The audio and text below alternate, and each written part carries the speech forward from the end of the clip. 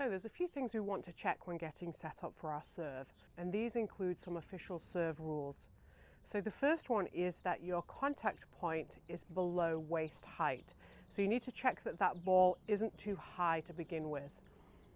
The second is that the tip of your paddle is slanted slightly downwards. So when we contact the ball, the top edge of the paddle here should be below your wrist. And the official rule is traveling in an upwards arc, so basically low to high with the swing. So check that height when you're setting up. I've actually put the pin on the lowest setting here to make sure that the ball is low enough and around where I would normally contact it on my serve. So the next thing is you want to imagine that you have a baseline here in front of you. You can actually use the TopspinPro legs as a guideline and visualize that these are the baseline itself. And then in terms of the ball positioning, that you're tossing the ball out in front of the baseline there. So your spacing is probably going to be slightly closer than when we practice our other forehand side shots. The reason for that is we're going to use our non-dominant hand to actually feed the ball for our serve. So when you're setting yourself up with that spacing, you want to make sure that you can actually get the contact point in a comfortable fashion, but also reach to be able to drop the ball towards that contact point. So set yourself up so you've got that comfortable feeling. You don't want to be obviously too close or too far away like we've talked about, but it's going to feel ever so slightly closer than it would do on your regular forehand.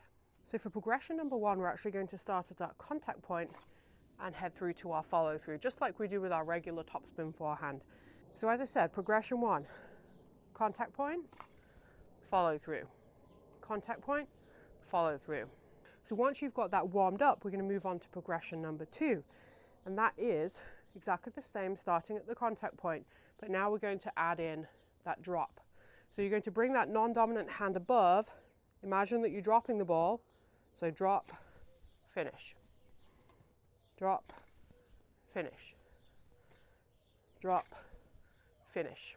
So for progression number three, we're going to add in a backswing. So I want you to use the tip of your paddle, face that behind you, and now we're going to bring that paddle through to the contact point and into that follow through position. So starting with that non-dominant hand ready to drop the ball, paddle back, drop, swing. So drop, through, drop, through. So for progression number four, we're actually going to add in a full backswing. Now the backswing is a personal thing. It might be that you actually prefer to start with your paddle already back. Some people prefer to add in a loop, so taking that paddle up to begin with.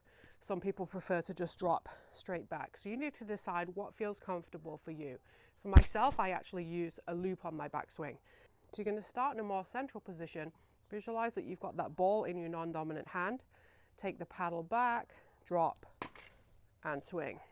Paddle back, drop, and swing.